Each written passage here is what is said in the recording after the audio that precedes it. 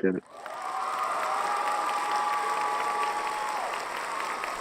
Sure, welcome. We alive, we live.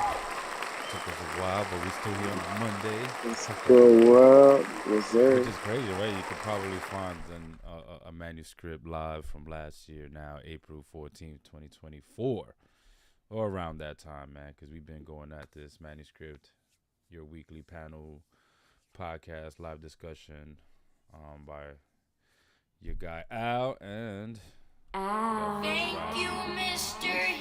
Love, and of love, course, we man. have people coming through. Y'all know, yeah, I've been tuning in. We had Snips in the last few couple weeks as well. So, and hopefully we get to have some of the guests we're thinking about in the near future.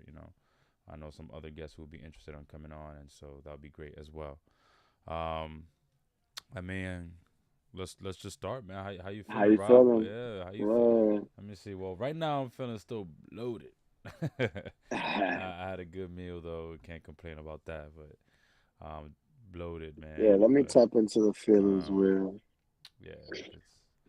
I actually might need it myself because let me see it. Well, because I feel sick, but Yeah, you don't want to go with just sick.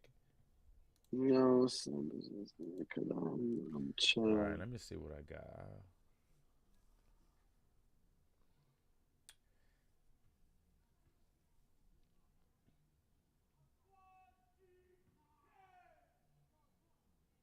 Was that from outside? Yeah, bro. Damn, that's Wow. loud. It sounded like you pressed a button. Yeah, no, the outside. I was outside. Wow, that's funny. Um, Man, I'm still happy, man. I'm chilling. I'm happy, content, peaceful. I feel that.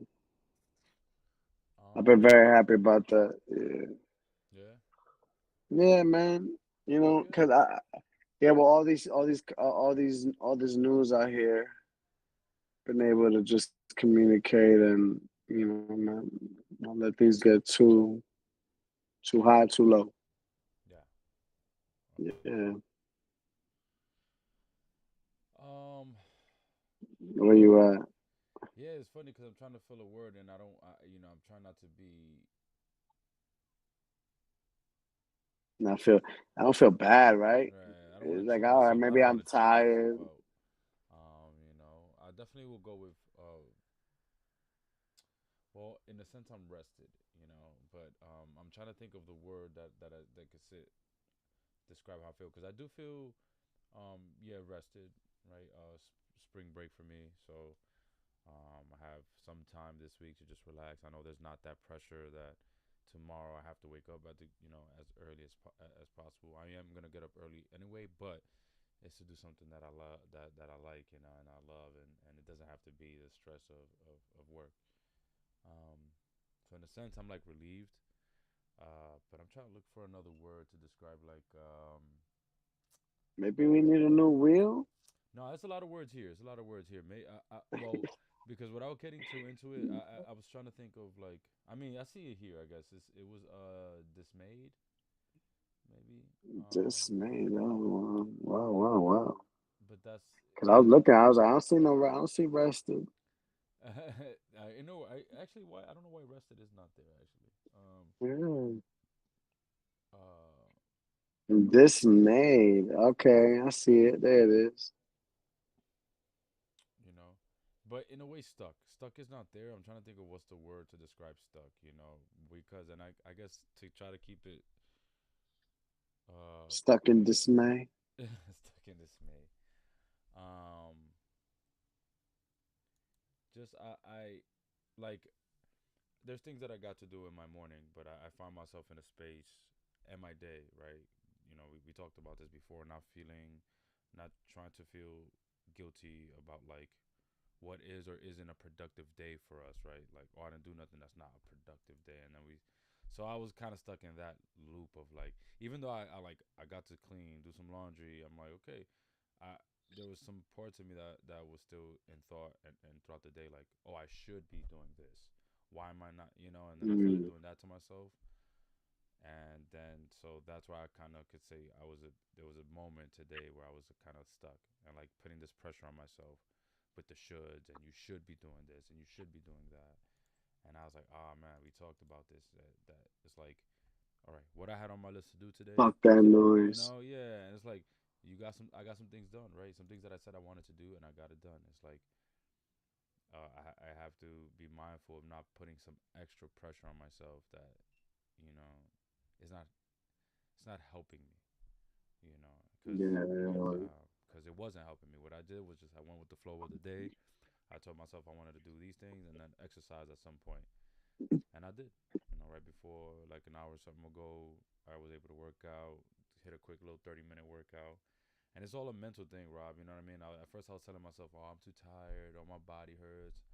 Oh, I'm gonna get on with the guys later." So like, nah, you shouldn't do anything. It's like, dude, but I got my shorts on and everything. Like, I had my whole shorts. I was ready to go. It was just a matter of doing it, you know. right. And so yeah, uh, Yeah, and then preparation is key though, because I be trying to get dressed and then be like, you'll still see me around the house looking like I might not leave, but I'm just prepping up. yeah, no, that is key. Because honestly, if I didn't have the workout shorts on and like then it's like that's another thought. Then it becomes like, oh, I gotta put the shorts on, and then that would have been a deterrent. But nah, man, having the shorts Yeah. on, a mental thing, and I said it's only 30 minutes. You know, I'm trying to hit my goal of like this spring, exercising every day, something. You know, and again, we talk not putting pressure on like I have to do push-ups, but like, am I doing my stretching for 20, 30 minutes? Am I doing my mobility movements and exercises? And I'll tell you what, actually, I started watching the LeBron James Mind the Game podcast again. He got Mm. Steve Nash now for this series or this season, I Oh guess. yeah, yeah, yeah. And so the second episode they did already. They jumped into LeBron's preparation like routine, and Mm. I'm not LeBron for sure. But just to hear those guys talk about like just the even the importance of the everyday mobility work that they even do to maintain. So he talked about like in the season he only lifts weights like twice, maybe 2 3 times, and the rest is a lot of like yoga, stretching, mobility stuff. In the summer he ups it with the weight training, but he still does 3 days at least of I like think it was that episode mobility. where he was saying like that it was bullshit, the $1 billion, like he doesn't know Yeah, yeah, who, yeah, yeah. The right? $1 billion on I his was like, body. oh yeah, yeah. Yeah. I was like, oh, it's not true. But I mean, he I spends a lot of believed it. money I though. I believed it. I mean, believed it. he talked about using the cryogenic chamber and like he's using, I way believe more high that. tech stuff to still help him with his recovery, really, because for them, which is crazy that they do so much. But at the end of the day, like again, what I took out of that is just to live like healthy. It just requires that much maintenance and just taking care of our bodies, even when we don't want to. So another part that stuck out to me is LeBron saying that he didn't fall in love with the results. It was like the grind. So it's like Mm. being, falling in love with like the stretching, even though it is boring. The love with the massage gun and sitting there, like that's boring stuff. But he kind of grew a love for that, even that process itself. So it made everything else easy, and then the rewards came in on its own. He just got to reap the benefits. Yeah, And now that stuck with me because I'm like, yeah, keep doing, So that's been sticking with me these past few days because I'm like, yeah, just whatever I can every day, and those things that make me happy, those skills that ultimately, when I see the results of it, it makes me feel better. So, you know, making a beat or whatever, something, getting creative, right? And then like just putting it out there, and then when people do like it or they respond to it really well, I'm like, okay, that's a result of like just doing those little things every day. Working out, right? I know obviously my body is gonna feel it when my back doesn't hurt as much, my knees are not hurting as much. I can fucking take some steps without being out of breath. I can walk up the steps without huffing and puffing. That stuff is important. So yeah, yeah, man. ultimately Shit. optimistic. You know. Yeah, love, love, love, love. Wait, so did you ever settle on a word? Yeah, yeah. I would go with like stuck. I mean, stuck is not there, but it's stuck is a place of being. I think and feeling. However, still. So I'm not gonna go with dismayed. I'm gonna say earlier stuck, and accomplished though. So right now, where I'm feeling more Yeah. accomplished than stuck, because I was able to get through again, even just exercising little things that throughout my day, I can remember that, like, okay, it's just taking things day by day, you know, and Yeah. making things part of my routine that just start to feel more natural to me, you know. It's so interesting that you do that when you're Mr. Logic. Like logically, like you're in my mind, I would be repeating to myself, "The break just started. The break just started. The break just started. Like it just started. It just started. Like who's like who's gonna like chastise me? Far be it from me to take a few lazy days in the beginning of a vacation that was given to me. I didn't have to even take it. Mm. You know, shit. No, So love, love. I thought about that as well, but you know, I think that's when I try not to stay like, I don't try to do things that stress me, and ideally, I don't want to look at like something that's good for my body as like a stressful thing to do, you know. Because that's another thing I try not to do. Be like, oh, I gotta work out. Do I really want to? And already start with Yeah. this like nasty attitude towards it. Not nasty attitude, but just this very like off-putting attitude. So just also trying to, again, the mind is a powerful thing. So just trying to like talk to myself in the moment, and like say, hey, you can do it, man. Are you feeling good? Are you good to do it? Don't do it, man. Stop going back and forth on like, should I work out? Should I not? Do it, man. Do it. All right, I'm gonna do it. Boom. You know, because if I don't have the thought, then I'm just not gonna do it, bro. Like, you know what I'm saying? Like, if I didn't fight with myself, and I What's the know something. video you watch for the people listening if they wanted Uh, to work out? Well, what's the routine you tap into? well, it's is a combination of there's this calisthenic routine guy, his is fitness FAQs at YouTube. But that's for when I'm doing workouts. But for today, I did do a classic P90X workout. It's just a 30-minute Mm, leg routine that I feel gives me the right amount of like work on my legs, and um it doesn't feel cheap, and it's like challenging enough that like I get a good workout in 30 minutes for my legs. damn, 30 minutes. Uh, That's amazing. well, it's That's more like 20 minutes, because 25 minutes, because the thing is the video itself is 30 minutes, but you're talking about at right. least 5 minutes between the warm up and the cool down. So you're really actually working out for 20 something odd minutes. Cause then after you'll do a workout, you take like a 60-second break, a workout, 60-second break. So really, it's give or take 20 minutes or so of actual like pumping the muscles and doing so, like Right. squatting and Intense focus. right. So it's really not that much when you put it into context. I mean, some people sit down in the toilet, take a shit, and they take 25 minutes just taking a shit on their phones. And in 25 minutes, I did a whole workout, and my legs are now, getting the you know what I'm saying? Like, Yeah, you're right. You're right. you That's feel me. me? I take 20 minutes on tour. I try to break it down. The iPhone tells you now. Imagine that. Yo, you've been Shut sitting on up. this toilet for Fuck too it. long. The phone tells Give you it a everything push, now. push. Listen, we have to, Got some strong intestines. Shit. someone Keep needs them a life motherfuckers shift. working. Oh, they start sending you ads. Oh, That is shit. foul. That would be foul. Yeah, you're on your phone and it's just You like on YouTube? Are you taking too long on the constipation. bathroom? Yeah, yeah. Then you gotta wait too, because it's the shit that's like Oh, you 45 gotta second look it ads up, or you yeah. can't skip. Yes. Are you on your You know, phone, sometimes it's Jose? funny Teacher to concentrate. where Too long like in the bathroom. I fool myself to think like uh specific ads, like I'll allow it. They can like I'll allow it to play so I can uh contribute to the ad if it's something like you skip every ad. But sometimes you gotta swallow that pill, like be like, damn, I can't really skip this ad. There's probably gonna be another one. Fuck it. Mm-hmm. It's about adoption. Oh, yeah, why not? Let that ad play. You ever have that moment where Yeah, you, yeah. Oh man. as if like you really had a choice. If you skip the ad, you don't know if another one's gonna pop right back up. Oh yeah. Oh yeah. I'll be like, nah, let that ad skip. I support. I support.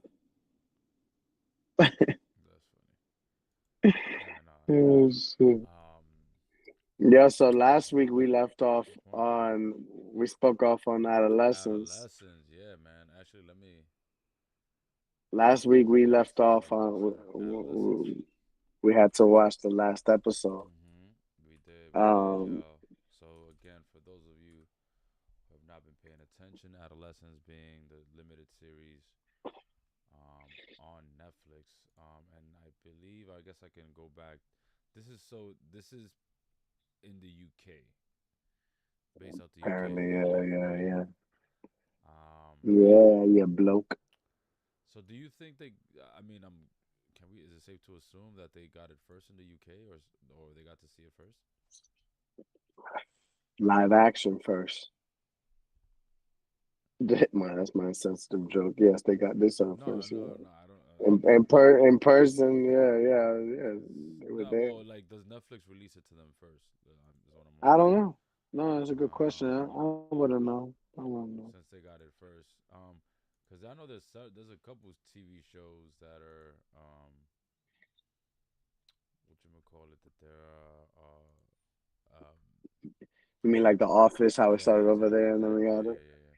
But this one's different because this one I think it's must have been just produced over there. Yeah, and I think they probably got the same thing we got. Yeah, The only thing they got different was the fact that they probably knew the story firsthand and built it up because I didn't hear about this actually until the story. But what's ironic is like we have our own things going on on U.S. soil that kind of right. reflect this. And in recent news that we'll get into later after we speak about this, but love to all those families losing people, man, Yeah, especially to violent crimes because this is this is a tough journey to heal from. Like it's pretty. Oh, what's that? yeah.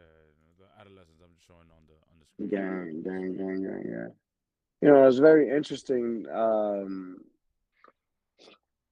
Well, the last episode also reminded me of like I started thinking themes and trying to generalize, and I just kept thinking about how can I what can I pick? What is it like that can be like a big umbrella over this? And it was really just like our connection, like connection, like how do we connect to the world? How do we what is our perception? Because once I watched again the episode 4, so I've seen it like twice Hmm. just to refresh. I said, let me go back to episode 3, and Which is and I I think that's the highly rated one. That's like the biggest. Yeah. yeah, because that's when he loses his shit, Jamie, Hmm. in the interrogation room. Spoiler alert. Yeah. Um, which I found just very interesting, bro. Because I wanted to talk about that OD. I remember we didn't talk about that last week Hmm. because I just didn't want. I was like, I'm not sure how much. I I saw. don't Yeah, want yeah, to. Yeah, I didn't want to spoil anything. But man, bro, the love to the like, that moment. That moment right before like it's the end of that scene, the interrogation, yeah. and she's Interrogation. sitting there and she's finally allowing herself to feel, but it looked really, The really hard. yes, yes, yes. Dude, What's that her name? was that was that was deep. That was very, very deep. Yeah, what's her name? Is it I Hair got it here. Faye? IMDb has it rated as a high rated episode when he meets his Yeah, that psychologist. yeah, So that's bro. when Jamie meets with a psychologist. He's reluctant to speak at first, but eventually opens up about his complex feelings towards Katie. And they act. The her name is Erin Doherty, Okay. and she plays Brioni, right? Totally. Yeah, Damn. and she plays Brioni. Yeah, man. So talk about yeah. So um, that part was interesting because I was trying to. So you went back and watched part 3. So her role Mhm. was to get his A side. second opinion, actually, because that's big news. There was already a psychiatrist in there, a Right, that was the male, first time. The first time. oh, Yeah, yeah, yeah, and he only needed to meet with him like two, three yeah. Right, times. They right, said, right, right, in right. 3 visits, he already was done. So I was like, oh, watching it again, I took notes and was like, whoa, I missed that. That's big news right there. Yeah, yeah, Okay, yeah, yeah. there was already footage that I missed the first time I watched. That when by the time she got there, he was already putting his hands and being physical with officers. I didn't. I Oh, hadn't. that was before. Yeah, yeah, So I also hadn't realized that because up until this point, I thought that maybe he hadn't shown any aggression, but he's showing immense aggression. She is just on call, bro. She is on. She showed up to work. Like when I rewatched it, I was like, oh shit. She's like, wow, like, well, this is like the like top of the class. God bless her. I hope like she's all right because the way that whole scene ended, I found it just like I was like, wow, wow, applause because man, I can imagine like if that person like was on this since the beginning, had to get the hot chocolate, she was milking him, bro. The sandwich that she had on that scene right here, she yeah. had a Mm-hmm. sandwich at the corner table for him. She that was never for her. Yeah, let me see I it. believe that was never for her. That was for him. Especially like I felt like when she smelled the sandwich at the end, she got a little nauseous. Yeah, yeah. So then I was like, oh, she doesn't even like that shit, but she played him so that she could seem familiar to him like his mom, right? Because she said, was it weird that I do that? He was like, no, my mom does that. You know, and I'm not gonna say my mom's weird. It was that kind of energy. No, my mom does that. Like, what's wrong with you? It was interesting, man. I was like, damn, she was clocking this whole thing, but you didn't really feel it. But he was wondering about it, right? He was getting on the defense. Yes, Um, I think so as well. Let me find that part. yeah, yeah, I found that interesting. That from the get go, he of the second time, he was like, "What? You're here now. You've been in the beginning. You're asking me about what's right or wrong. How do I feel? Now you're just talking shit." And he probably in that picture too. He was like, "You're just talking shit." He was like, Yeah, she was like, I hope I'm not talking shit. I was just, yeah. So that episode is definitely a standout because I think for many of us, and as you've been already saying, Rob, like right, it starts to, the first two episodes, you're wondering what will possess a kid to do this. I mean, obviously, the first episode, you see the very graphic video where the police officer, I think in this scene, where is it right here?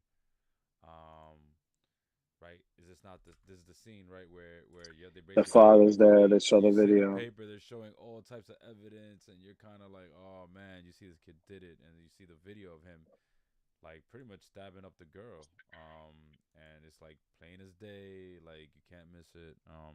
Second episode was uh, what was the second episode on now? I think I Murder think that's like Investigation. That's when the police the best officer. friend. Yeah, that's this scene right here in the school. So it's kind of like telling the story of like everyone else, like and the police officer also himself even trying to make sense of it. This is the Yes. scene you were talking about with the sandwich, and then the third Yeah. episode being going back to Jamie and exploring a bit a deeper dive deeper into his mental state and who he is. I Hmm. do think it was fascinating though. Now to your point, because for me as someone who has studied, some form of psychology, not in this way, but certainly the brain and definitely studying folks who cause harm, who are perpetrators of gender-based violence, which I believe Jamie is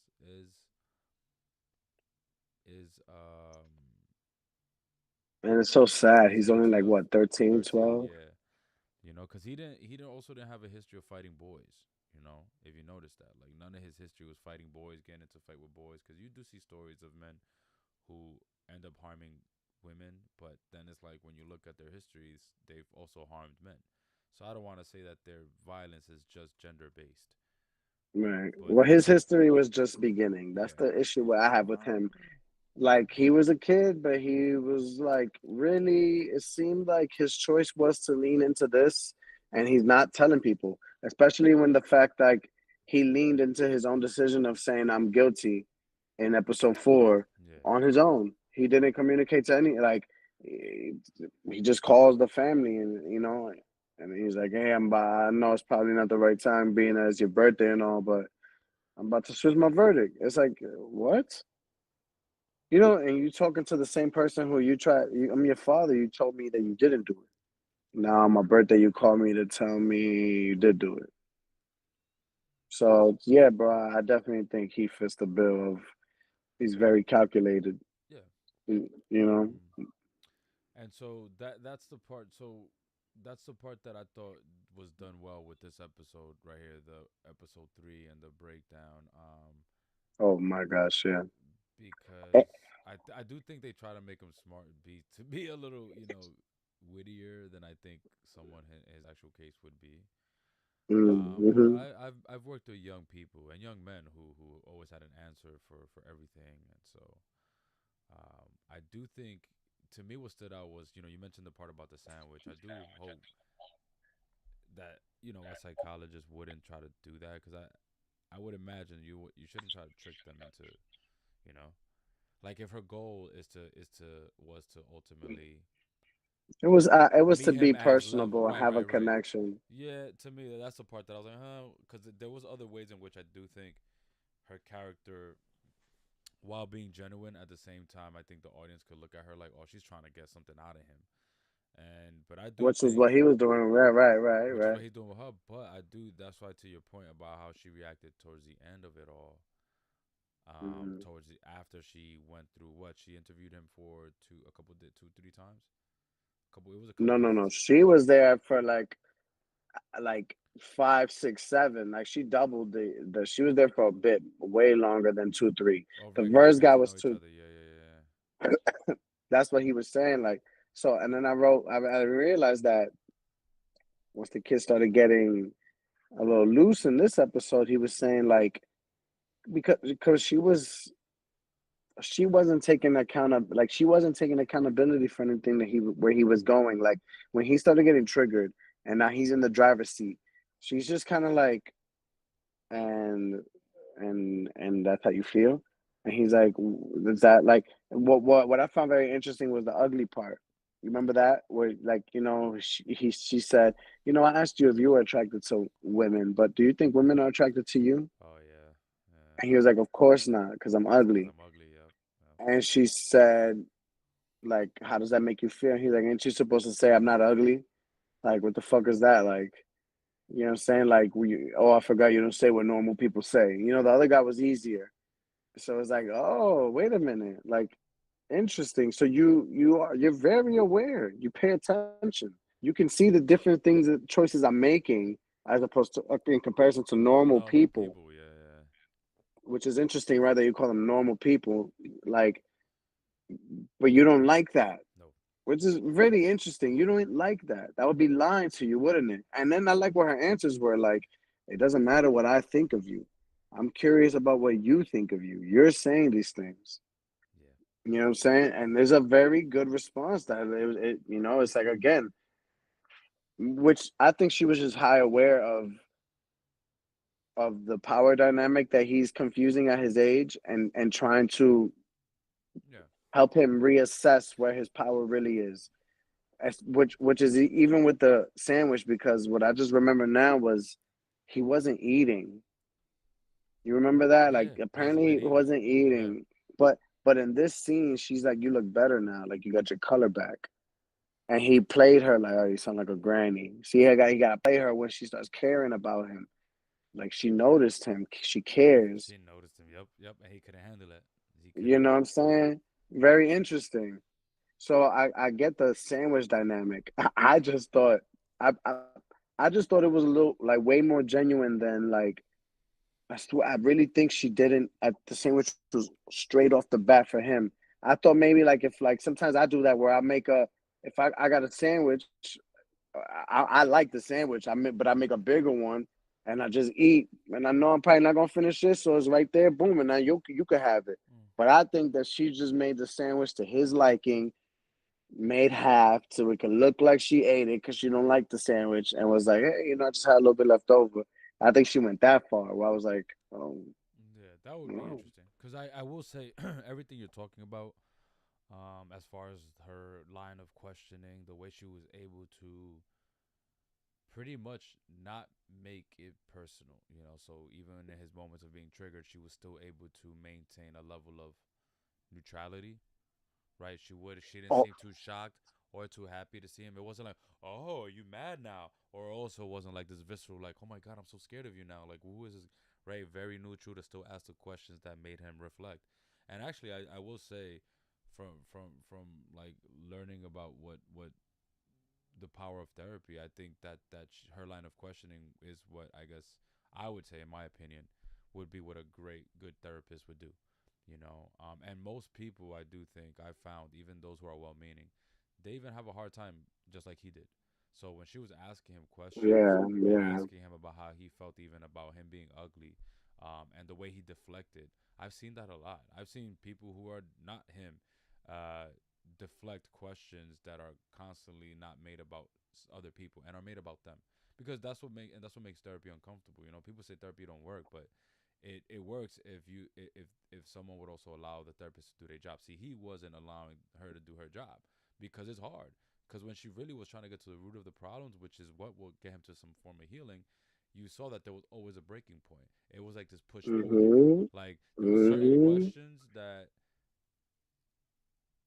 felt safe enough for him to answer and be vulnerable with her, and then she would ask a follow-up one that would be too deep, and then he starts fighting, he starts getting defensive, or he comes up with a slick Mhm. answer to try to deflect, pretty much, whether it was deflecting through, again, jokes, or deflecting through, straight up aggression. He was not trying to really approach the questions and reflect on the things she was truly asking him, because he couldn't handle it. He couldn't handle it. Yeah. And like, again, as a 13-year-old, I've seen grown adults not being able to do that. I mean, look, you and I remember we had a comment from Grandma, like, in one of our earlier lives, just how she noticed how it's great that we ask ourselves how we feel. But think about how we have to even like push ourselves throughout the this journey of still being like, hey, you didn't really say a feeling, because Right, right, right. subconsciously we distract, especially when it's like, yo, I've been feeling overwhelmed. We low key, I know I've been guilty of it. So, there's still moments in which vulnerability is a challenge, for me. And so, Jamie here in this beautiful scene again, man. Just the music too, man. Thinking even from a production standpoint, right? Like the way the music cues with the Oh moments, yeah. just adding to the True. tension, and the weight of like the heaviness of it, because she's Yeah, they grieving, weren't shit. They you wasn't know. shit with that. Because I also think she did the actor, Erin, she did a great job, even as a psychologist, again, because truthfully speaking, a good one is neutral. I mean, they have a stance, but they, for the most part, they maintain a level of neutrality in a session, um, so that it becomes about the person who is there to get the help, right? Not about the psychologist, which is then, funny enough, Jamie's did what I think some people end up doing as well, which is they themselves, as much as they hate the therapist, they end up growing a likeness to them, or liking to them. They end up, building some bond, and then now it becomes personal for the subject, and then, you know remember that point where she has to break the news to tell him that she's not going no more, that she has to stop seeing him. How he reacted to that, and that was a blow up number, the last blow up. So he blew up in her And he tried face. to take his power back with that, by the way, because he Hmm. was like, "What if I do something and you have to come back? If I don't do this, if I do this, then you won't be able to. You just have to come back." He was trying to get her to have to come back. Yes, I because forgot what it was. now he But felt that connection and bond, that he felt like, now you owe me again. But in a sense, I also, that's the more mature sort of like, this is a kid with anger and gender, and like violent tendencies and abusive tendencies, especially towards women. So like that's one side of, that's what I thought when I saw that scene at first. I was like, oh shit, there he goes in that man box, right? Like he's like, no, you're a woman, you're gonna serve me. But then I also right. was like, wait a minute, but this is also still an adolescent. This is still a sister Yeah, who, like a man, baby, that's the hard who, part. like a baby, is crying out. It just looks, because he's been indoctrinated into thinking like, he has to be Yeah, aggressive. He has to be aggressive towards women. like yo, you put This 20 years on him, and he's still Yeah, younger than us. You feel me? yeah. This is like a little Like, baby. He's like a little, he's like this baby crying out in that moment. Like, don't leave me. I'm feeling abandonment, yeah, abandoned. And so then, you kind of see that play out in the scene, man, which I thought was great. Again, just because I know that they're working with a lot here. I know I imagine for since they're working with a limited series and they're trying to to try to capture what this relationship of psychologist and Jamie, like like how that eventually develops over time. If this were to be like a real setting, that we're talking over months, right? Right, Over right. years. So they try to convey what kind of happens in such a small amount of minutes, really. Yeah, Which is why again kudos to the professionals, man, because they did a great job of making us believe that Erin, like, well, Brioni, I think is her name, Brioni, as a psychiatrist, um, earned Jamie's trust enough to then get him to show his true side, yeah. the You true know, side of what he was and struggling with. and Yeah, and you tap into one of the hardest parts because then now again we're talking about episode 3, yeah, which is interesting, right? Because then when I go into 4, and the whole vibe of 4 is different, mm, and it feels very almost different. like Yeah, it feels like again kudos to the directors, everybody in charge with the overall artistic view of this because I started thinking like, wow, like is this like in a broader spectrum even therapeutic as you tap into these emotions and then see episode 4 how the family is on their way to being better, but there's still repressed emotions here, mm-hmm. like um but God bless them, you feel me? It just showed me a very big cycle that I see here that I'm not that they begged the big question was like, right, the father asked him one time, if my father made me, how did I make that?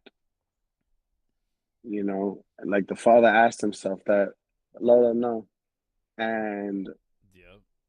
Another it deep was one. really, yeah, that was interesting because he asked himself that question, but then you could see it was just a lot of beautiful science to me that I saw in this where I just kept focusing on emotions because I Mm-hmm. was like, all right, I think emotions are what we as human beings are having difficulty dealing with here. And not only that, but like when someone is trying to feel their emotion, like how do we handle that, right? Like I kept asking myself about the father. So episode 4 starts off, he's in his element. He seems peaceful. He's fine. He's having a coffee, puts a coffee into the plants, like self-awareness. It's his birthday. You know what I'm saying? He's chilling. Then then they vandalize his van. Now he's triggered. Now he's triggered, and I found it interesting that you know I didn't relate to this, but I asked myself, I'm not a man with a family. Is that like a bad thing? Like, is it a good thing that he's do what he's doing? Because it feels weird to me, right? If I'm triggered, and I've never been the type to be like, yo. Matter of fact, actually, so, that was one time in my life that I remember that happened where, bro, there's is the irony. Like I had to grow out of that. Mm-hmm. In Christmas, where you drove me to a spot. Yeah, everything had to stop and was like, yo, you gotta help me to rewrite this wrong.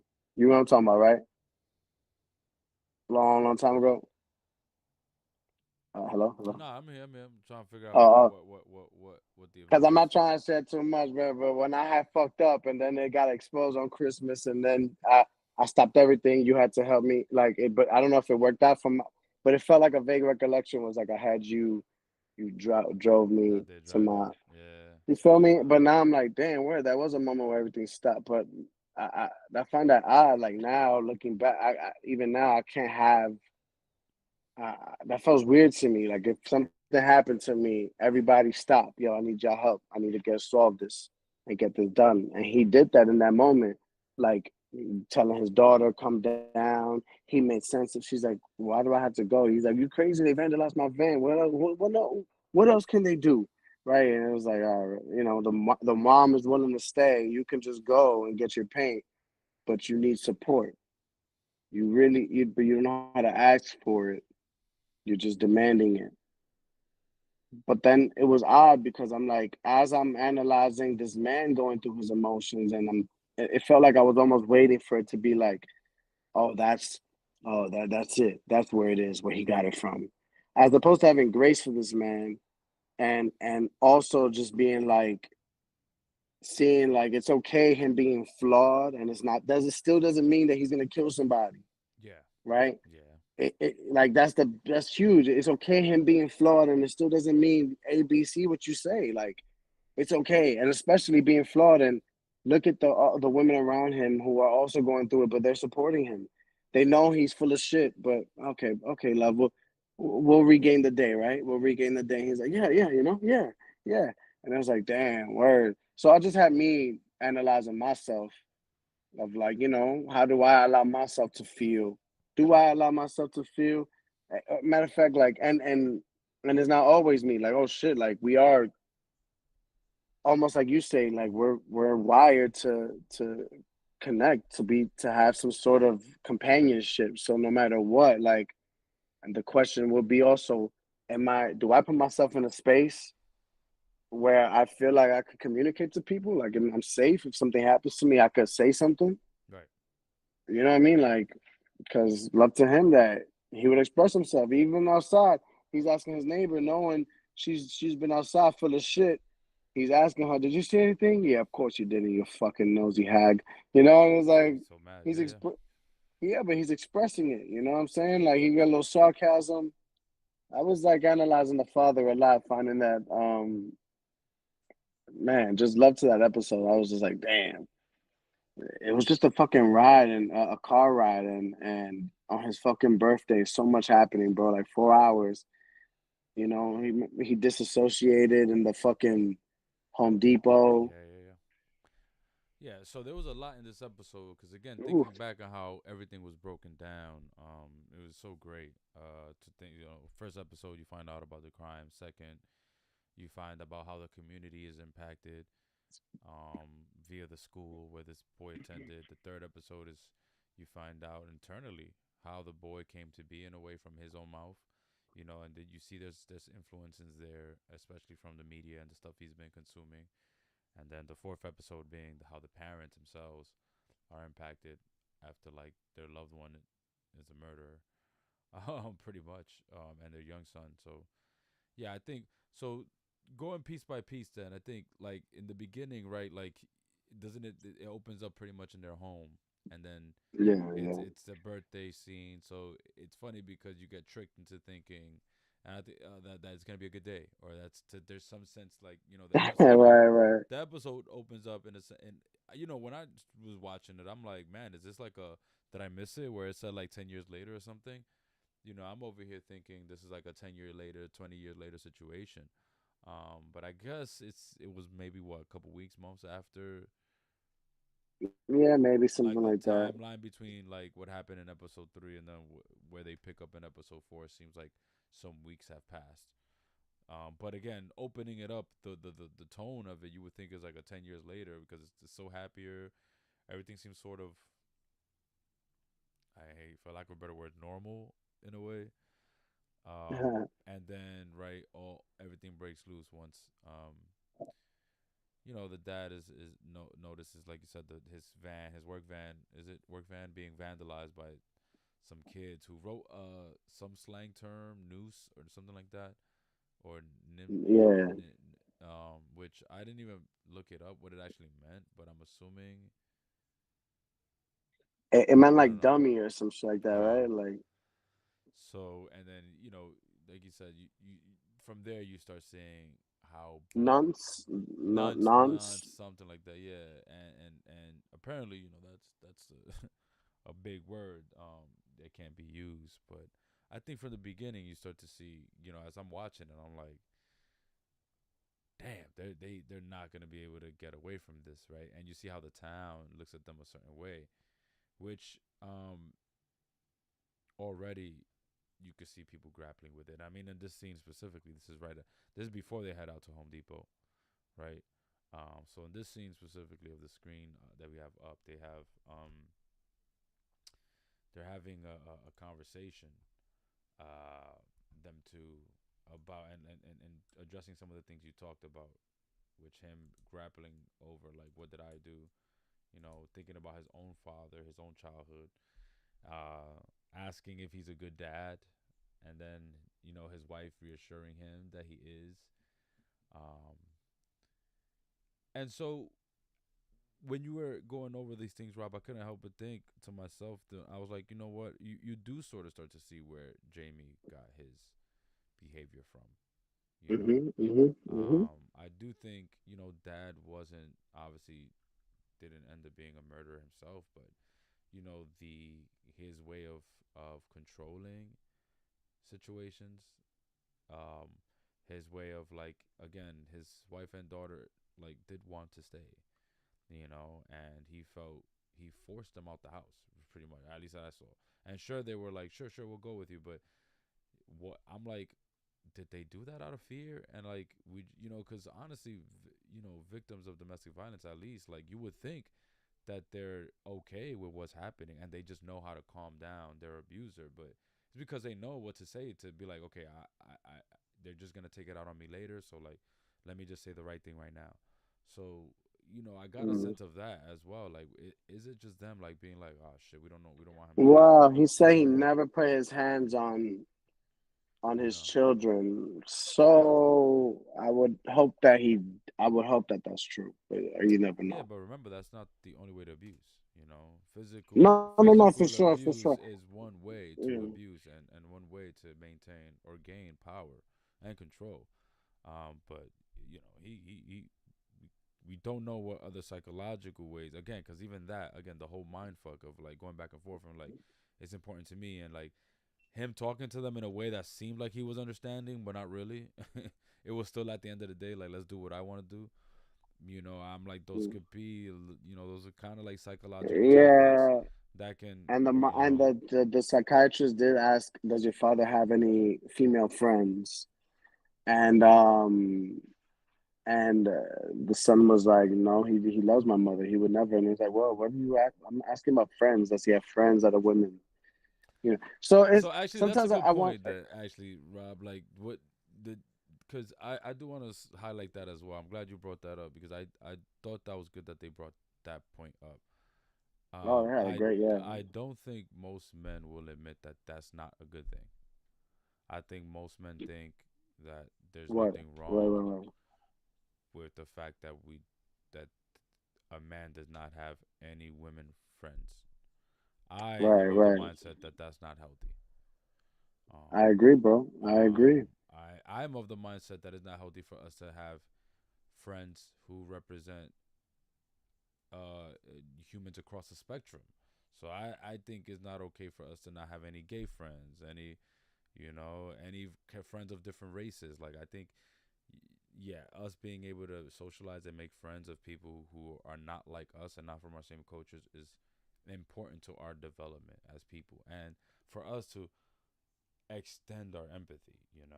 I don't Hmm. think Hmm. I think it would be impossible for a man to be empathetic the to women's experience if they are not able to at least hold a friendship with them. If they and I know and you and I know, man, we know men that for them they probably can't see themselves because they're too fucking hornified and horny as hell that like they believe any closest with a woman means you have to have sex with them and like they've robbed themselves of the ability of actually being friends with a woman or they pretend to be friends but they're low-key still jealous of them and jealous of them having other men or interested in other men and yeah it's all bad. It's all bad. Yeah, no, men need boundaries for that, and it can't just be pertaining to whether or not you like something or not. Like, just have boundaries. Like, it's the same thing of when your body, like, if you when you if you're I don't have to be lactose sensitive to understand that I shouldn't be wilding out and scarfing down fucking cheese and a bunch of shit that is not like doesn't have any dietary um how you say it doesn't really isn't positive for my Value, diet. You yeah, feel yeah. me? I don't got it exactly. It doesn't have value for me. I didn't have to be lactose sensitive to stop that, right? Did my body have to fight it? Did it have to be some sort of that, or do you just know to put that boundary down? Sometimes I find it in men. I find it was like the same thing where I was like, bro, you're not a gentleman just because you hold the door for attractive women, so that you got to realize why you held the door for her. You held the door for her so you could get closer, so you could get something, right? Men to be like, oh, I got female friends, but your female friends are friends that if I were to ask you like anything about attraction to them, why can't you just say that it's just not there? Like, why does it have to be negative? Like, oh, nah, her? Come on, bro, you bugging? Not my type. Why I gotta be so nasty? And I think we see this in our culture with stuff like the pop the balloon, right? Why can't it just be that, why does it have to be that you don't fuck with this person and it's so hostile, so like first of all, like you're at a date, like why would you wear something like that on your head? I just, to me, like that's just insane. That just feels like you didn't think about this. It's not important to you. It gotta be so like, like I feel like that's just the culture that we're in right now. It's No. unfortunate, but it is important for men to have to Yeah. have women friends and it be what do they call what's the word where it's Platonic. Platonic. a Yeah. time. Thank Platonic. you, Yeah. thank you. Yeah. I think we need that. You know, we need that. I think it's necessary. I'm glad I have it in my life. You know, been able to have that. Be able to develop these friendships with women, and again, women that are beautiful, and I could say that, and it don't be because that's you brought up that point, but I think it's also true that I think men, yeah, like for some reason attraction has to play a role into it, but I'm like, no, I'm friends with beautiful women, and there's nothing beyond that. Like I could say that, and I don't feel no extra intimate feelings towards them. You know what I mean? And so I think it has to do with our male psyche, bro, yeah, and and really the that fact we that we have don't to. see it, and the fact that I think we don't see it enough, and I think men don't talk about their relationships and positive relationships to women enough, and also don't normalize it. I don't think so. I think men who do, at least from what I've seen, again, I'm gonna speak for some things I've seen. Men who are privileged to have women friends don't often like talk about them as much, or they don't talk about them with their guy friends. It's kind of kept separately, like the guys are just the guys, and then his women friends are the women friends, but there's no sort of like cross connection between the two, or yeah, as much as possible. Um, But it's a lack and of trust. I and could tell you that's yeah, generational. yeah, I had generations before me telling me not to trust people, even just you. I'll be like, mm, because of their bad relationship with whatever they had. Like apparently, like man, like matter of fact, I call it straight transparency. My father once told me like, never leave your best friend with your woman. oh yeah, yeah, He, that was just a thing. That's a rule. It had nothing to do with you, Al. It yeah, had nothing to do with you. It was just something that he was just. And in my mind, I was thinking like, I never like, okay, I never been in that situation where I thought or like, I had to leave my partner, but I also never thought to question it. Like, wait a minute, like, so I'm thinking to myself, it's very interesting when you idolize somebody, but they start telling you, what I'm saying, their rules, and then you're like, really? Like, Superman, that's what you do, Superman? You know what I mean? That's a rule. yeah, And it's like, nah, then you start seeing the human in them. So that was one of those moments where I started seeing the human in my father, because like that doesn't relate. That I don't understand that. I yeah, feel fucked up. How can I yeah. not leave my friend with my woman? Like, that's weird. Is that my friend? Is that even Right, my woman then? right, How is that a rule to protect me? yeah. That feels like I'm But protecting a reality that's fake. no, And that's and what I that's think we're dealing with here. yeah, for sure. A protection for these rules that like who's here to, and then men. I think we like to posit ourselves as like leaders, but we won't question these rules.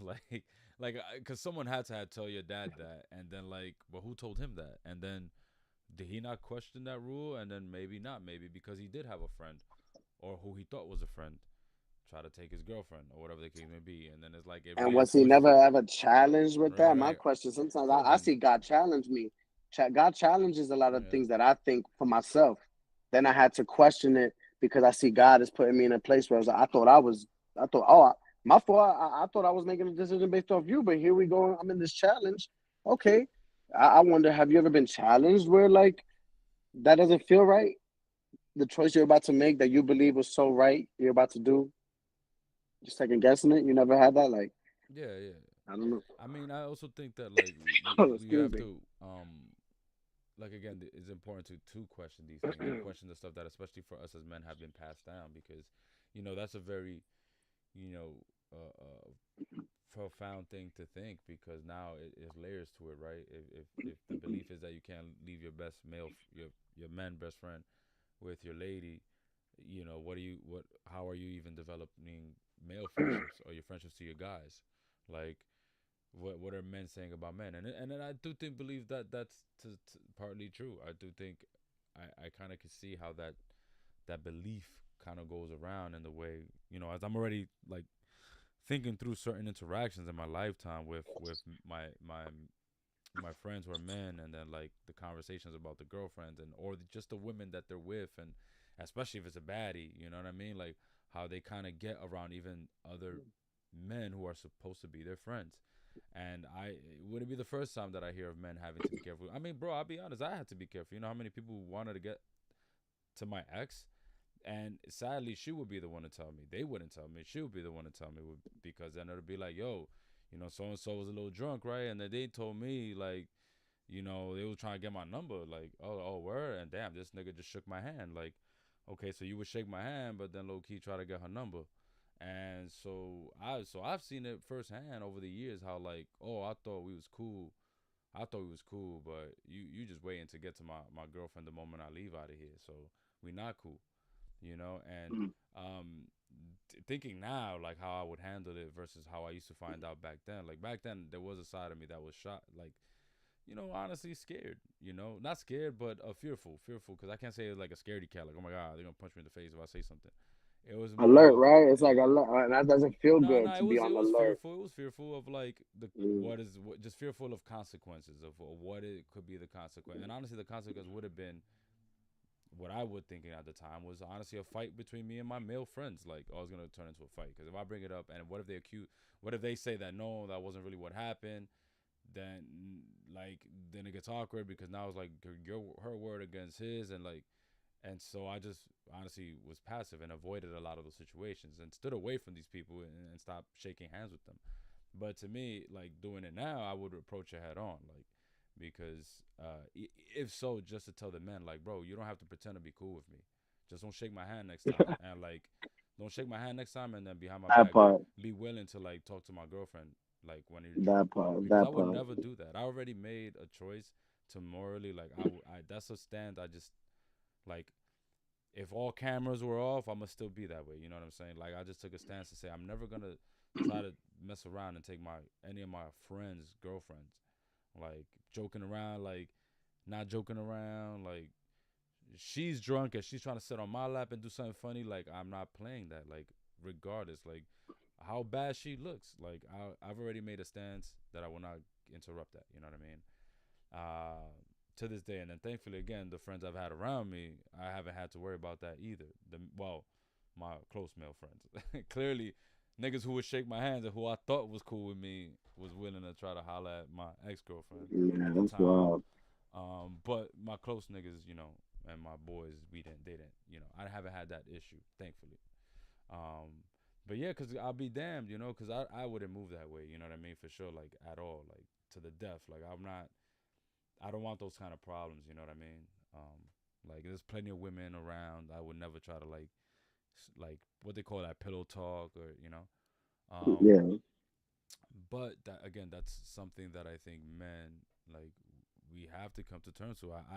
Unfortunately I think there's too many men that's been hurt by that, and they don't talk to their male friends about how painful that is. I like, yo, I thought you was my boy, because it's usually handled with violence or like or just cut off, yeah, or cut off. with me, I just don't talk about it. But Yeah. there's no real conversation to be like, yo, that you was my boy, and like that actually hurt, And I don't think we have an avenue for that. I mean, I certainly haven't seen one.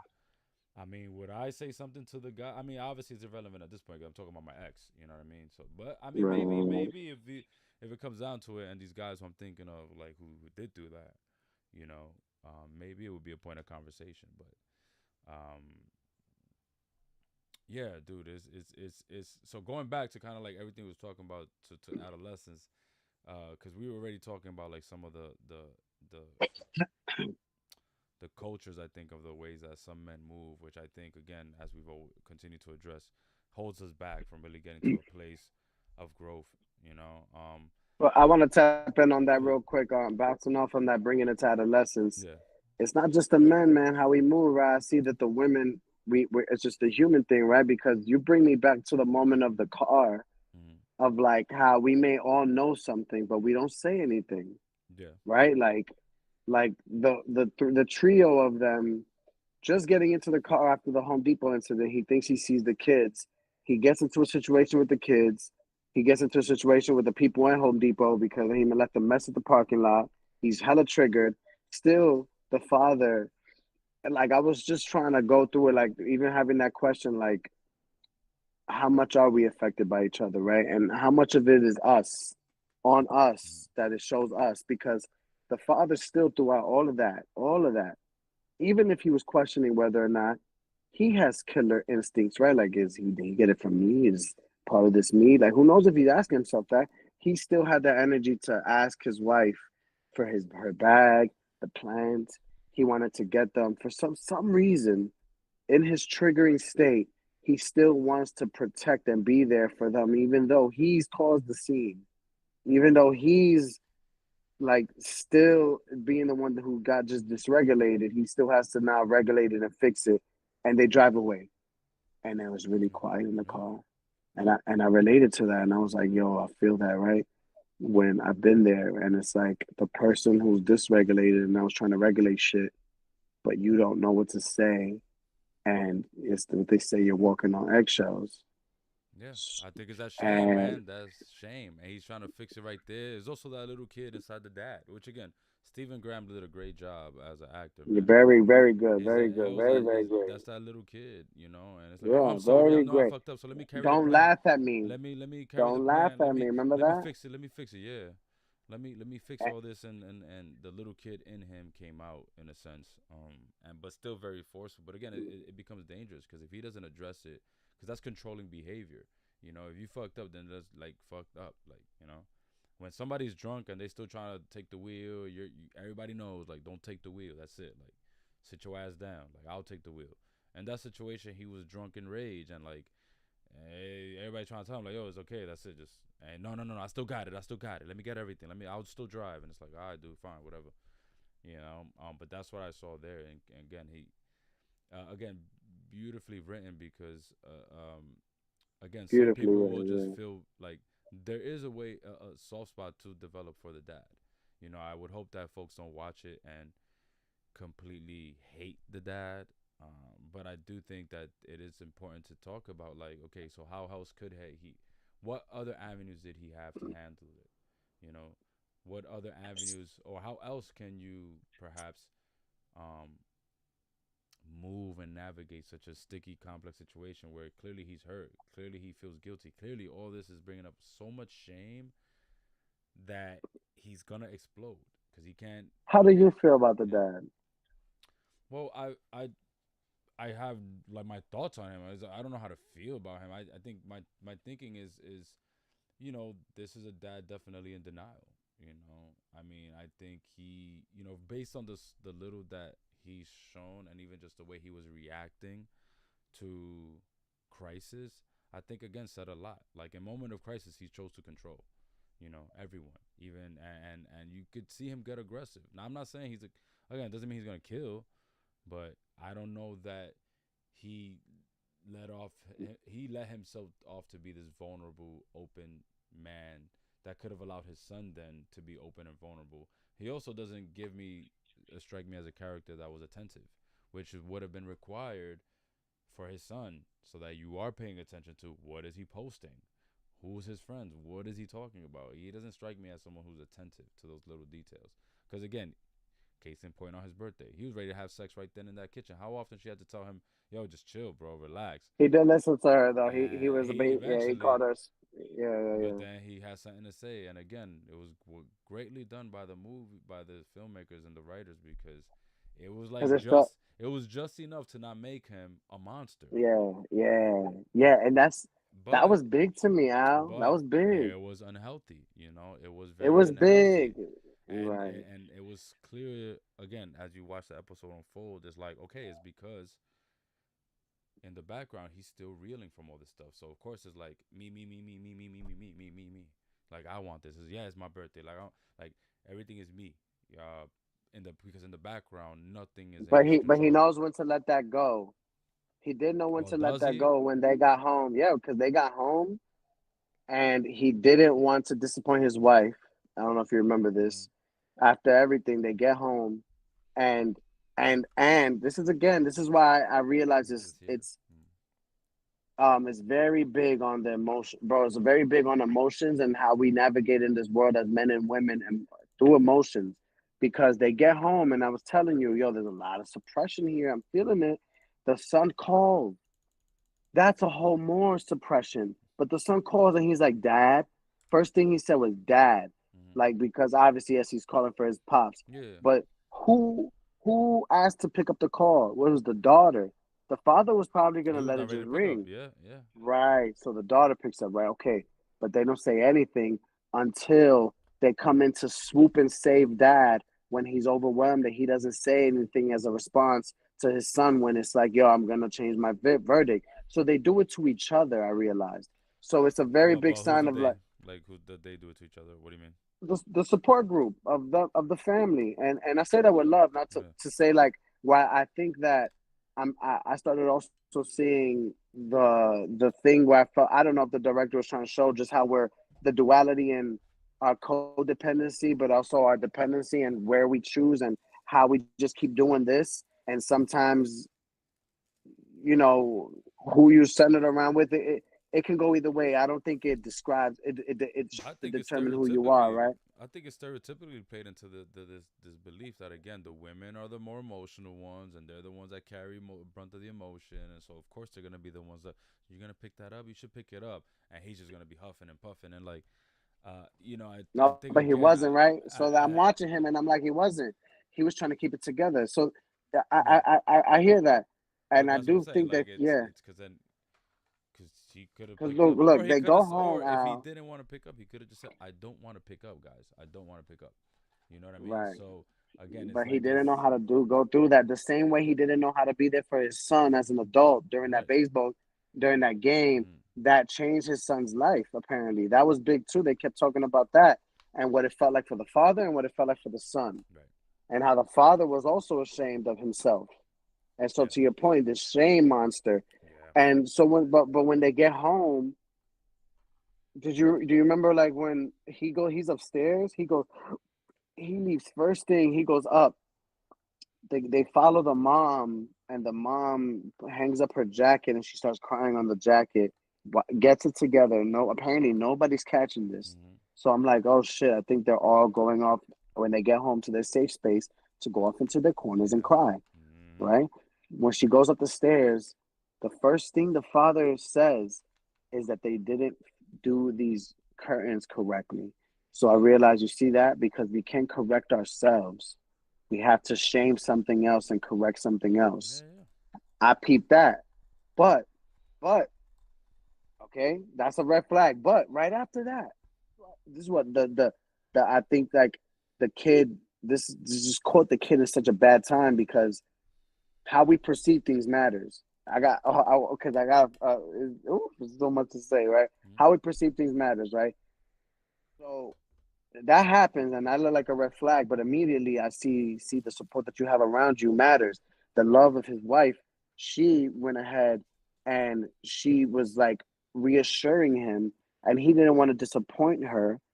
So and like he was telling her, she was like, maybe we should stay. He said, no, no, no, like, come on. And she's like, it's okay. And he's like, are you sure? And she's like, yeah. And it was like a relief for him. And so then I started seeing, like, damn, like, is that where the son found himself, where he's trying to grow up so fast, but he's growing up with such, a lot. Like you don't even know what these people that you're idolizing have gone through.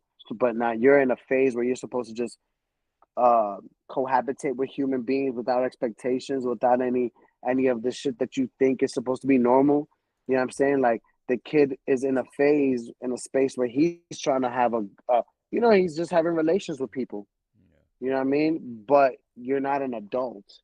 You know what I'm saying? And you can't have these adult expectations. Yes, it is weird for 13 for you to have such sexual prowess with women, and especially when it's not even true to your nature.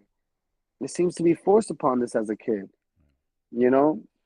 So, also, I did want to mention one thing because I thought it was important to green light the father because I was like, I don't think I feel bad for him, where like he has tendencies, but again, is what we do with it. My father had bad tendencies, but if I go ahead take that and it's what I do with it, I'm not gonna blame him. You know what I'm saying? I feel like that would be on me. So like, It is, but it is influenced what? from somewhere, bro. You know, you can't. It's just hard to No, deny. but But that's what yeah, makes it but I would just say uncomfortable. let's You just know. look at all of us as men. I would just say Yeah, let's just but look at all of us they do. They do have a because he was direct. influenced by his boys. Yeah, and that Andrew he. Tate, they mentioned Yeah. his grandfather. He mentioned, Yeah. he spent some time with his grandfather and his grandma, and his father wouldn't go to the pubs like his grandfather. So it was like his father's trying to be better. He's not perfect, but he's trying to be better from a generational standpoint. Where it's like it's easy to look at all of us as bad, but damn, like you can't make Yeah. you don't just yank at the root and throw all of us away. You know. No, no, I don't So think is well. I will say that that is often that I think that's what makes this troubling though, Rob, because I think a lot of men would relate to that. I think a lot of men feel how you feel in terms of like when these behaviors get addressed, it's like then it's like about throwing people away and not necessarily. I don't think it has to one has to do with the other. You know, I think in this situation, like for example, our fathers would have to they would have to come to terms with like yes their unhealthy thinking and behaviors towards women affected us and likely led for to us make choices and decisions that probably and likely harmed women because we got it from them or at least we learned from them. We also learned from other men too, but the fact of the matter is we got it from them too, and they were also our first teachers in this. So whether you know one of the things we used to tell fathers who used to tell us in our groups, they used to be like, "Oh, well, my father was never in my life, so he didn't teach me anything."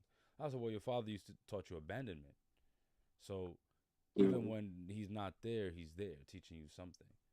And so like this guy Jamie's dad, I forgot his name. He does like again the way you get to sort of see his reaction to it.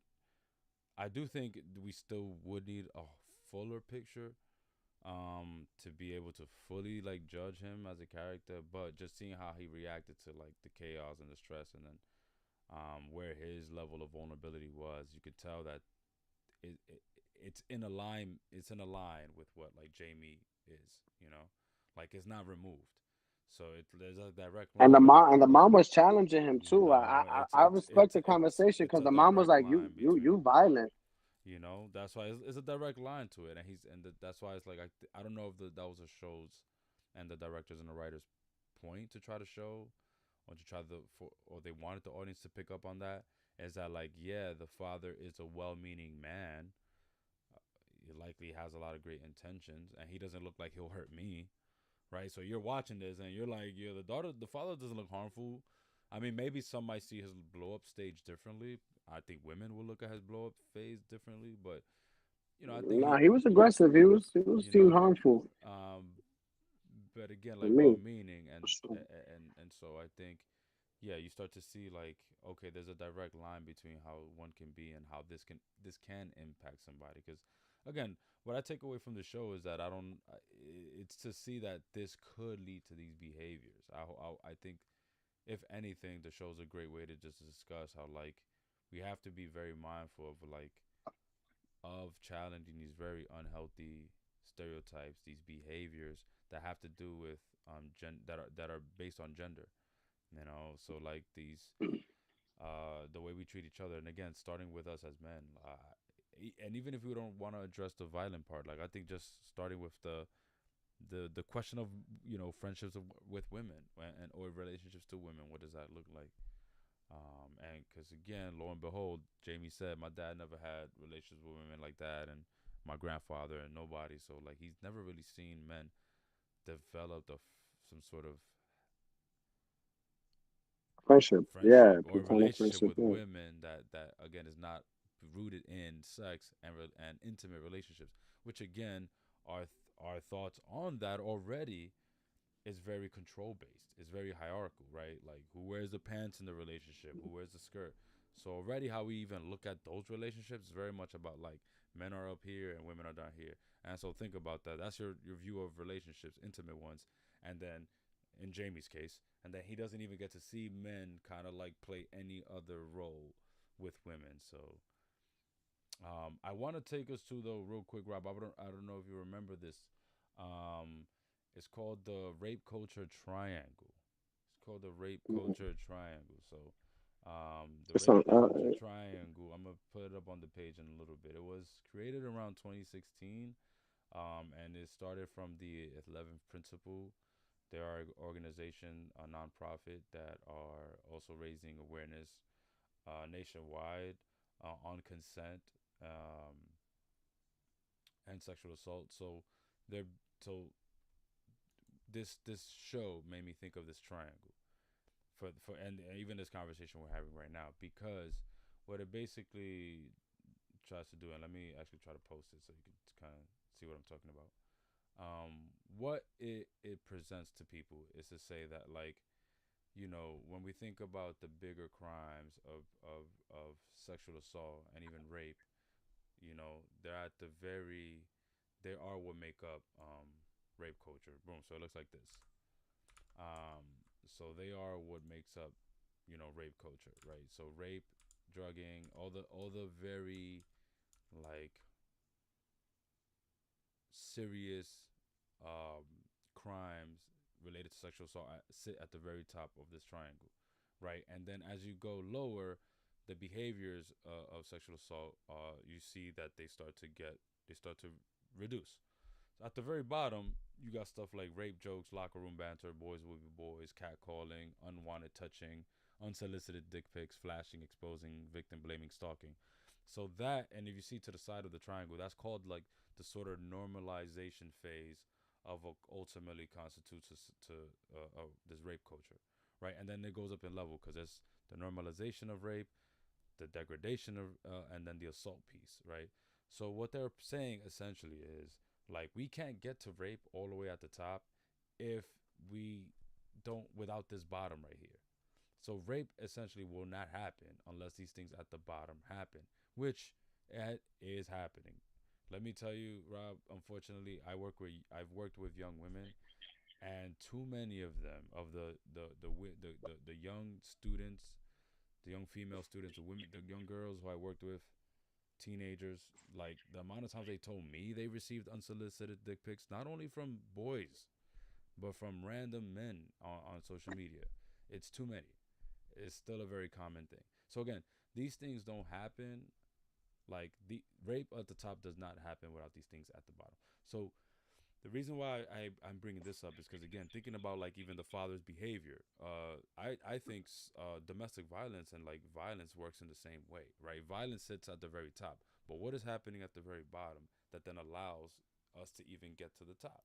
And I think at the very bottom will sit things like our unhealthy views on relationships, where we think men are the leaders and the women are the followers, where men are in control in relationships and women are to be obedient, where men are the logical, not emotional creatures, where women handle all the heavier the emotional work. I think the way we normalize that kind of hierarchy in relationships eventually leads to what I will believe is a relationship violence to some form of it. Um, and I do think the show might have, I would tend to think, wanted to address like this sort of triangle phenomenon that's happening. It wants to show like how there's some things, the way we talk about women, the way we talk about sex. Uh, Even when the psychologist was asking him certain questions about sex and boundaries, right, just to gauge where is he thinking about. He addressed some of the stuff in the bottom, where to him it was normalized, and then yeah, everything to the top. So But the kid, again, the kid was being more immersed in the whole, right. I think the kid was immersed in this culture. I think that's a big difference of like, so in the movie, they also, I found it beautiful that they tap into a vulnerable moment of the father when they're in the car in episode 4 and they're trying to connect. And he's like, play on a tune with a good bass line. yeah, yeah, And yeah. the mom says a song and they go into a moment that they had all together, right? Now I ask myself, why are we here? Why are we seeing this? Why is this important? For me, it became important because it showed me perception. Like that really, really matters. And it can really affect you how you take it. Like it's just that's your power. See how the wife saw you, father, and how you looked ridiculous and she thought everyone was laughing at you? Mhm, mhm. Had you seen it like that, that probably would have fucked with you the same way it fucked with your son. But for some reason in your growth, whatever you went through, at this time when that moment happened, that was just a vulnerable moment, you probably weren't the same age as your son, but it was a vulnerable moment. You didn't see them laughing. You thought they were cheering. So I thought that it showed me like no matter what, the father just didn't have that same thing that was instilled in the boy. That the boy was just different. You know what I'm saying? We gotta allow ourselves to be different. When he was trying to connect with his father, or they were trying to connect, it was always the father took me here, he took me here, and never he took me where you guys always said you knew I like drawing. You didn't take me nowhere with drawing. Yeah, right, You took right. me to play football on this. So I just didn't love myself or love anybody else because you wanted me to be you. But that was with love. You know, that's why it was like interesting. Like I couldn't blame the father because you didn't try to create a killer. You just tried to create a better, maybe you, a better something. Mhm. And then when he couldn't be good at something you did, you didn't know how to just be there for him. Maybe that was the point. Like the kid couldn't be who he was and be supported by anyone. So fuck everybody. Matter of Yeah, fact, hold on. Oh, there's these men out here that feel the same, and they're like, fuck everybody, about to go, blah blah blah. right. So I don't like. It was big to me to see. Like it was hard to accept. Like because I'm like, damn, I do want to see him as a kid still. He is. However, you do. It was interesting to see how you do as at that age have choices to you make big choices. Yeah, You are by developing teenage who you years, are. absolutely. Yeah, you 12, 13, and you are making choices and developing who you are. And Yeah, that was very much in your right. And you do show that kid when you're talking to the therapist and you're like, I only did it. I only did. I'm gonna say something important. And I was like, oh, oh, ew. Bro, that right there, I was like, oh nah. That's why when she cried at the very end, I was like, oh my God, I feel you. He was in the room with her. Who is that kid, yo? Who is that? Yo, like that's fucked up. That's so oh my God. mm, To think none of the parents even saw this. The father couldn't even deal. The father was like, I wish you saw the video. Cause oh my God, I saw what I saw, but I didn't want to see it. Imagine if they even see him acting like this. I'm like, oh nah, bro. Like, nah, yeah, bro. Nah, nah, nah, nah, nah, yeah. nah, Another beautiful nah. moment in the show, man. Showing like I think any therapist watching that who've dealt with a difficult case probably feels that so much. I know I've had those moments where I've worked with really challenging cases of people who've done some really serious harm to folks, and you think you're gaining some sort That of shit was wild. you think you're going somewhere, you think they're gaining some insight, you think they're making a change, and they flip in a second and realize you have a long way to go. It's really heartbreaking, really. And again, just to show how like it was great to again as an actress, as a like it's what psychiatrists and therapists go through, man. He's like, Yeah, wow. yeah.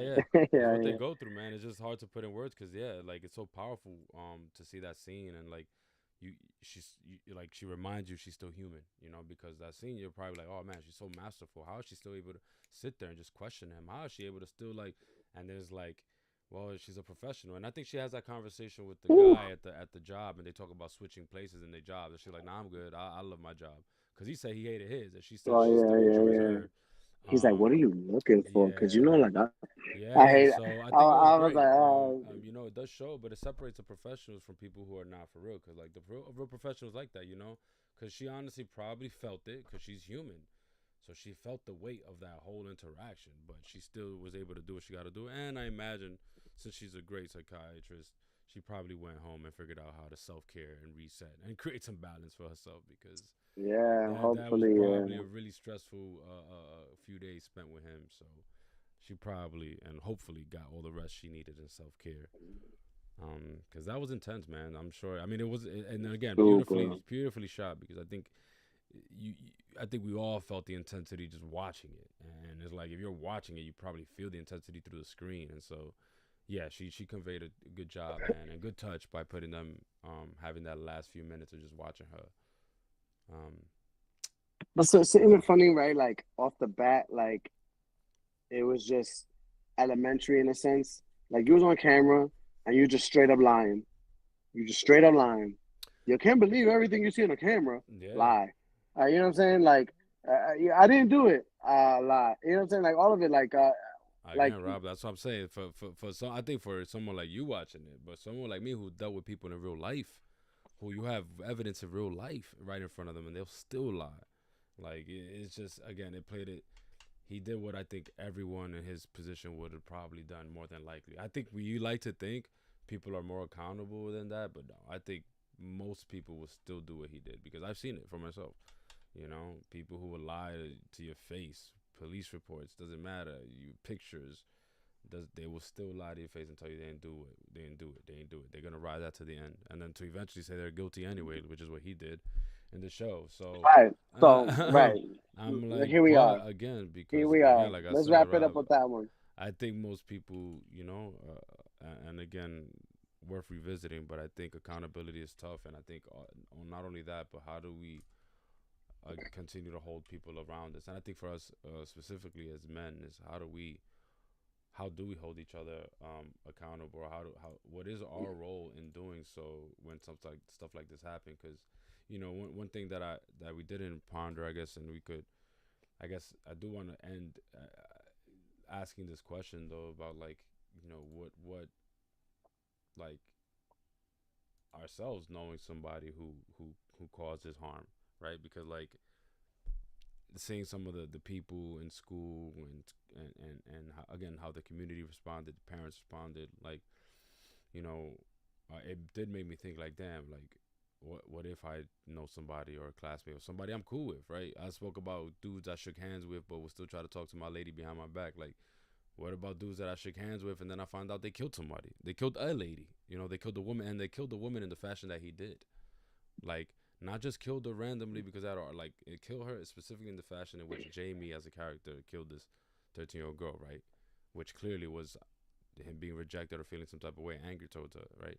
So I was like, how would I feel? Like, would I feel disgusted? Would I feel, because and then again, I try to think like, okay, so where has been those moments, or what did I feel about the men who I've known who have harmed women, And I mean, I could tell you now, like, the men that harmed my sister, and she's told me about it, is not cool. Like, I definitely have not. I cut off whatever relationship I had to those dudes, and it's been done. Like, but you know, I'm trying to think of other cases where it's not so clear cut, or but that I still know somebody who harmed a woman. Because I don't even think I've had to deal with a woman that I don't know coming out about like hurting, saying that this person was abusive to me, and that this person happens to be my friend.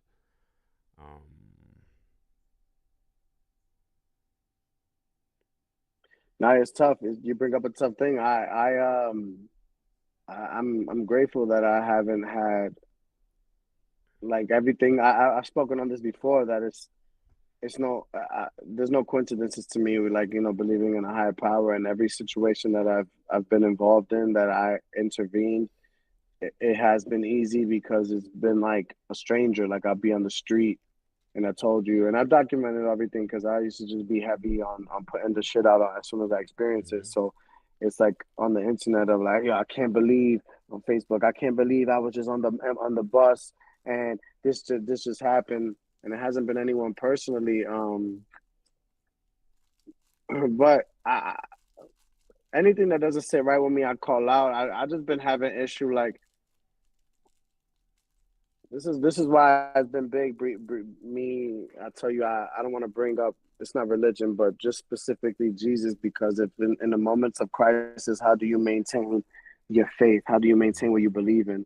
I just been trying to move with with that mentality, Yeah. right? Not so much every single thing that is tied into that name, right? But the idea of like how do what we're talking about, right? Like if somebody that I love is in a very difficult moment, how do I involve myself and maintain what I know is important? Because um, I am a believer like violence begets violence, right? So if I'm in a situation where the unfortunate situation where my sister's is harmed, right? Like, will I have the like? Will I be able to tap in and like the thing I had with Justin, tap in and protect him, or tap in and harm who's harming him, right? Like I couldn't that didn't just come and click. That just happened.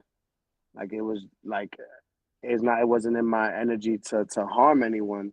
But now if if if that was my sister being harmed, what would tap into me that would make me just get so fucking angry that I gotta harm somebody back? I'm big on now checking myself, because what is that energy? Like, and is that what was intended when they say love thy neighbor the way you love thyself? Mm-hmm.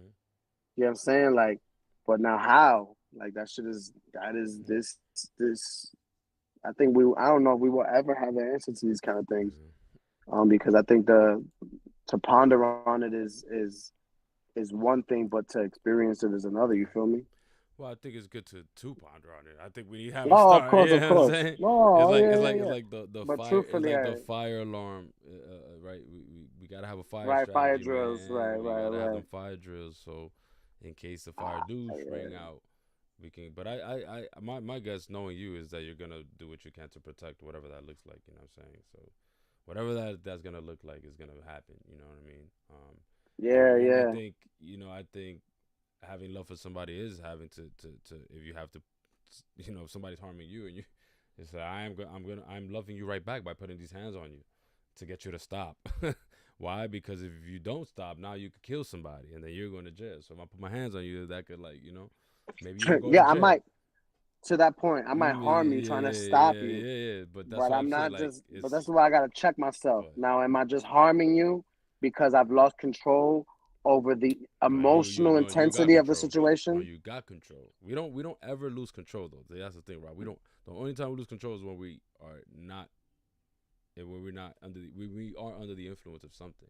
But But even with love then, and love, with I love think to we that, always have a I hear choice. you. You know what I'm saying? There's no, we may go But into see, our natural instincts. When our adrenaline rush kicks in and we're triggered, we're gonna go to our natural instincts, whatever those may be. Again, like we were talking about the show, right? This guy was triggered and he became a baby, and he became aggressive.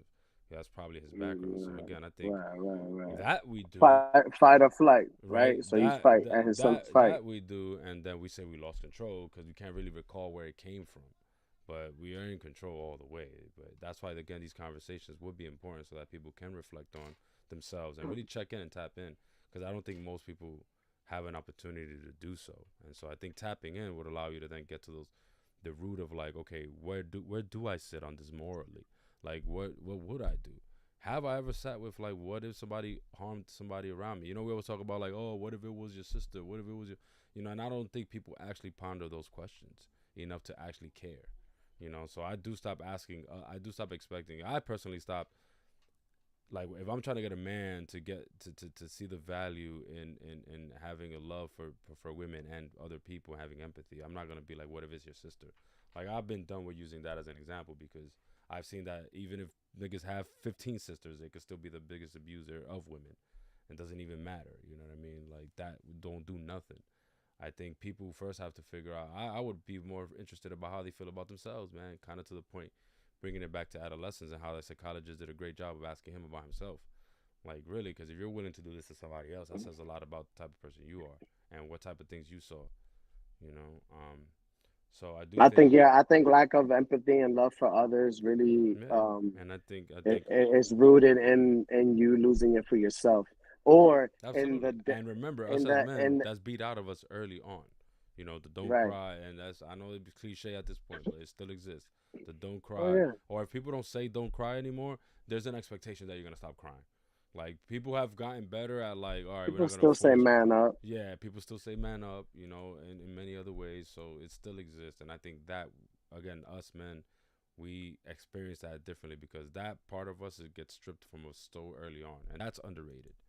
I do think That's we're also underrated. seeing things get a little worse in terms of that bullying aspect of man up, because it's not just men doing it to men now. Like, you know what I'm saying? Nah, Like, it's it's a never little bit not been more. just men. You know what I'm saying? I think I could think of women in sixth grade who were probably trying to bully me around manning up more than Yeah, like or in high school or in college. So I I think guess it's I always guess been the because we don't case. have TikTok around us, it's not really. It doesn't seem as big, It, but it's always been around. It's always been yeah, around. But yeah, but yeah. we carry it proudly You're right, and we actually, carry because it I to think we violence. were a generation that people. I remember vividly, and growing up as a youth, that the teachers had to go around and tell girls to stop hitting boys because these boys will hit you back, and that you keep playing physical with boys because Miss you think that Washington they're was not big on that. supposed to.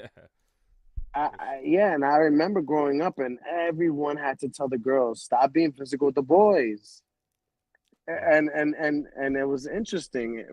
See, but man, it's And it just, happens now. It happens now. It's still the yeah. same thing. I think that's why I think the whole last episode was really about how do we cohabitate.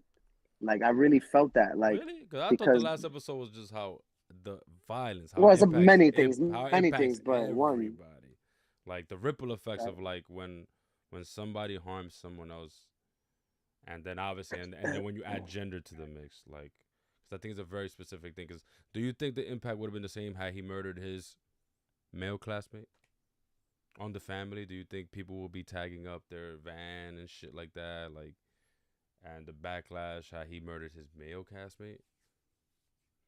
oh, that's a good question. I don't know, but that's a good question. I don't know. I don't think it might.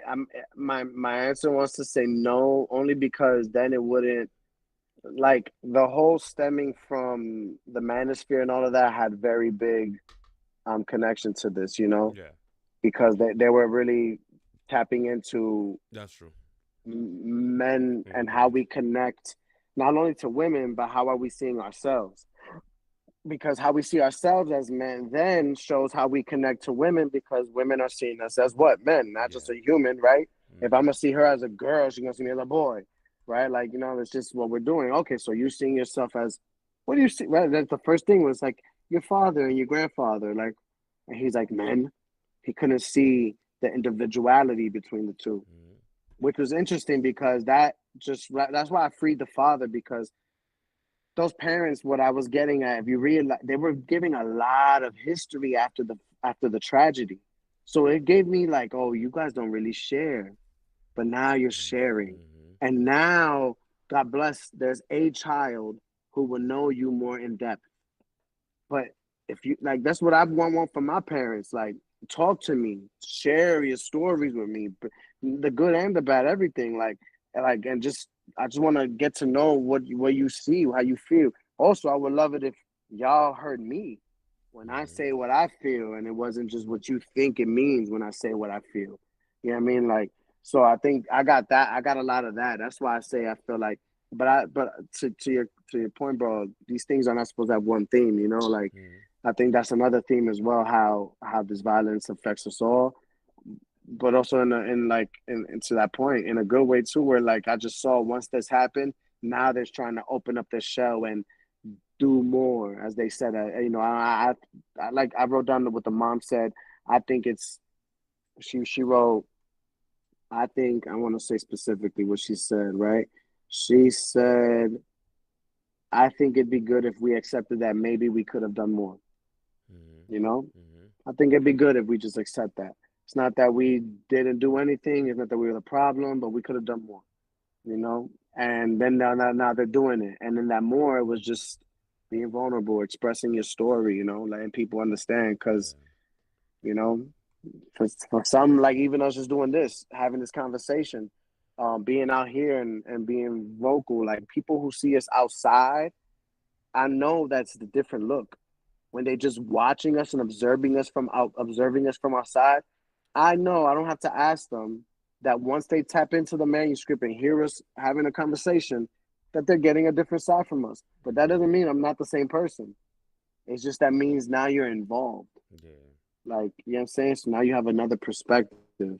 So I guess, man, to just give any of that a whole adolescence thing a Yeah. spin, Yeah, it man. would be like, man, just involve yourself, like, um, and involve others in the idea of adolescence. I want to share this, bro. Mm-hmm. I spoke to, I spoke to someone elderly, and was talking and was telling them I suggest you watch the show Adolescence.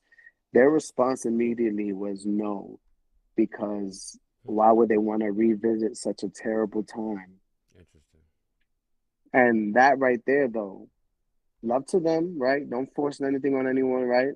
Let that be. But that told me a lot about how I'm about to relate to this person because like they're stuck there, right? For lack of a better word, like they see adolescence as a stuck time, a period in time that wasn't good. It couldn't, you can't, they wouldn't go back, Mm-hmm. reflect, see anything good, you Yeah. know?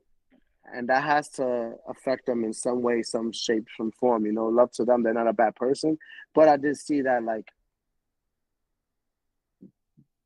there's some good here, y'all. I just wish that y'all would suggest watching this thing with some people Oh yeah, for and tap sure. into yeah I think parents tap watching into it what with this means kids. to you. Yeah, I think parents. There's a bunch of shows parents can, you know, get into, but I think this one is short and sweet. Yeah, and this one's not too violent.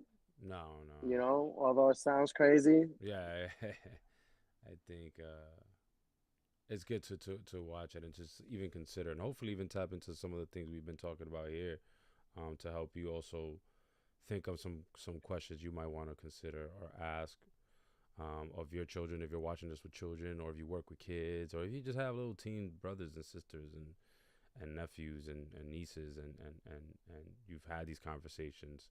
Uh, Hopefully, like if you tap in, this gives you an idea or a guide, at least, as I was saying. Because yeah, man, I know this is a tough one, man. This is a tough one, but it's also gonna. I think we're already dealing with this stuff. I think we've heard of cases of young men who have acted out their, gender-based violence, so gone out to see purposely to hurt women. So I do think this is something that we have dealt with. Hopefully, we don't see a lot of, but it's gonna take an effort. I don't. I think if we let things go the way they're continuing to go, it's yeah, we might see more stories of real life stories of young men hurting women. Well, yeah, to close it out, just send some love to Carmelo Anthony and also Austin Metcalf, the victim of Carmelo Anthony, who was, believe it, I'm not sure how old he was, Yeah. but he, Austin Metcalf was the victim of Carmelo Anthony. It was a bully situation, apparently. Um, and yeah, Austin was stabbed. I just want to send love to those families, everyone having a hard time, probably finding some peace, man, some clarity after that. We're dealing with it in real time. It's funny that I forgot you asked, like, would it have been big news if it was a male cast student? It's our news. This is our real life news. Whether it's a woman or male or female. Mm-hmm.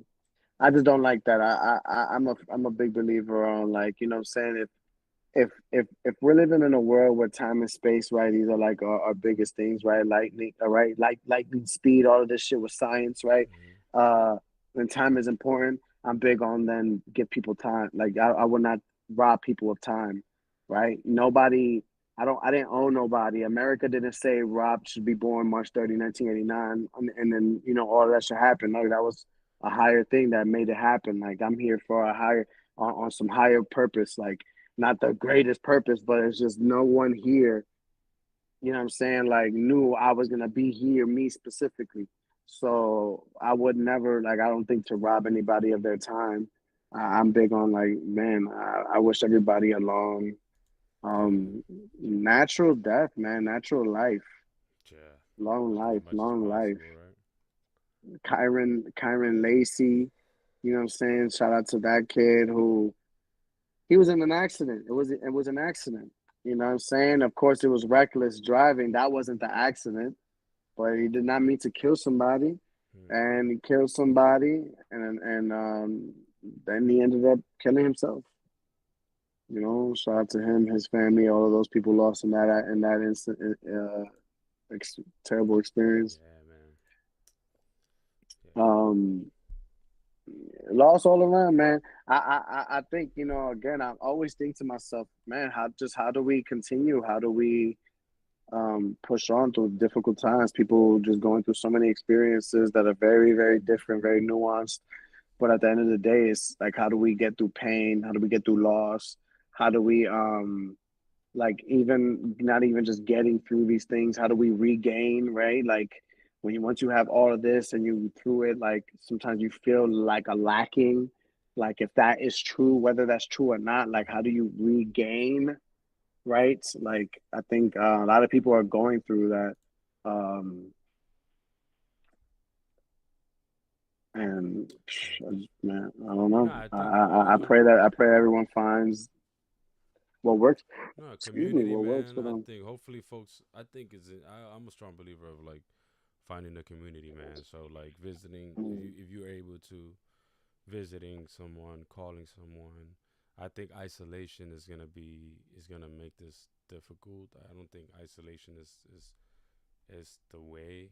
I do think, if there is a conspiracy hat that I'll throw on, I do think that there are folks who want this to happen, who want people to just hide in our own shells, be so bogged down and hurt and exhausted by everything that's happening that you just isolate and close yourself off to your room and you don't interact with the rest of the world. You don't interact mm, with your neighbors.